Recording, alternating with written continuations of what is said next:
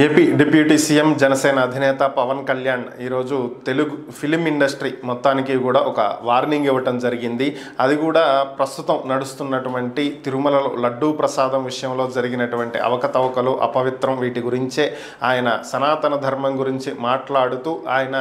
ఈ అంశం గురించి మాట్లాడటం జరిగింది. సో దీంట్లో ఆయన మాట్లాడినటువంటి విషయాలు ఒకసారి పరిశీలించినట్లయితే, ప్రతి హిందువు కూడా సనాతన ధర్మాన్ని కాపాడాలని చెప్పి, అలాగే సాటి హిందువులను తిట్టడం అనేది చాలా దారుణంగా ఉందని, ప్రస్తుతం తిరుమలలో జరిగినటువంటి ఈ అపవిత్రానికి అందరం కూడా ప్రాయశ్చిత్తం చేసి తీరాలని, ఎందుకంటే ఈ అపవిత్రం జరిగింది, దీనిని మనం ఖచ్చితంగా ప్రాయశ్చిత్తం చేయాల్సినటువంటి బాధ్యత మన మీద ఉంది అని, అలాగే సనాతన ధర్మాన్ని కాపాడటం కోసం తాను చనిపోవటానికి కూడా సిద్ధం అని చెప్పి పవన్ కళ్యాణ్ వ్యాఖ్యానించడం జరిగింది. దీంతో పాటుగా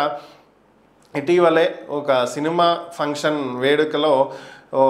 ఈ లడ్డు దాని గురించి కామెంట్స్ చేయటం తాను విన్నానని, లడ్డు అనేది ఒక సెన్సిటివ్ ఇష్యూ అని చెప్పి, సో దీని గురించి ఎక్కడా కూడా ఈ విధంగా హాస్యం క్రియేట్ చేసే విధంగా